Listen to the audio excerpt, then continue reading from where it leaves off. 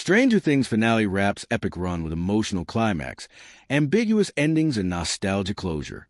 After nearly a decade on the cultural stage, Netflix's hit sci-fi series Stranger Things concluded its story with a 2-hour series finale, Season 5, Episode 8. The Right Side Up, released on New Year's Eve. The episode, which brought the battle between Hawkins' heroes and the supernatural forces of the Upside Down to a head, has sparked widespread discussion for its mix of dramatic spectacle, emotional farewells, and open-ended storytelling. The final battle, Vecna, the Mind Flayer, and the collapse of the Upside Down. The finale centers on Hawkins' crew's last-ditch effort to stop Vecna, Henry Creel, and prevent the merging of reality with the malevolent Upside Down. Using a coordinated plan that involves a psychic assault, teamwork, and sheer bravery, the group ultimately defeats both Vecna and the monstrous Mind Flayer that have been a looming threat throughout the season. Key characters like Joyce Byers deliver decisive blows.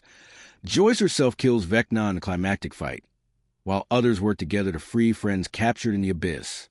In a parallel effort, Hopper and Murray rig a bomb to collapse the Upside Down permanently, triggering its destruction as Prince's Purple Rain plays, a symbolic and emotional backdrop to the end of the otherworldly menace. 11's fate, sacrifice, survival, or storybook ending. One of the most poignant threads of the finale is the fate of 11 Millie Bobby Brown, the series' central character since the beginning. In the closing battle, she appears to remain behind as the Upside Down collapses, suggesting a possible heroic death. However, the narrative later introduces ambiguity. In a Dungeons & Dragons style epilogue, Mike tells a hopeful tale implying that 11 might have escaped with the help of her psychic sister, Callie 8. Callie's illusion magic could have masked her disappearance, allowing her to live in secrecy far from Hawkins. The story leaves this open to interpretation, encouraging viewers to decide whether she truly lives on. Life after the apocalypse. Epilogue and new beginnings. The episode then jumps forward 18 months, showing how the surviving members of the Hawkins crew have moved forward. Mike pursues writing, inspired by their adventures, and perhaps telling the story of 11's escape. Dustin heads to college, maintaining his close friendship with Steve. Will find a new life in New York City, and Lucas and Max deepen their relationship. Hopper and Joyce become engaged, signaling a future beyond the supernatural chaos that once consumed their town. Other characters like Nancy, Robin, and Jonathan find paths in journalism, teaching, and independent creative work. This time jump underscores a bittersweet theme.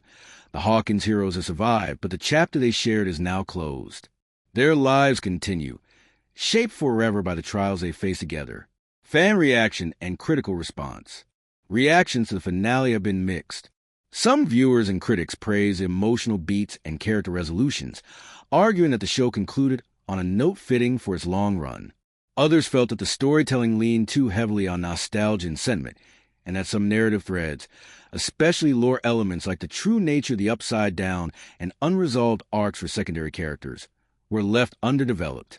The finale also saw remarkable viewer demand. Netflix reportedly crashed due to massive streaming traffic when the episode launched, similar to earlier releases in the season, a testament to the series' enduring popularity. End of an era. Since its debut in 2016, Stranger Things has been a defining presence in modern television, blending 80s nostalgia, supernatural horror, and heartfelt friendship tales that resonated across generations. Its ending, while open-ended and at times controversial, marks the close of a chapter that shaped streaming storytelling and pop culture fandom alike.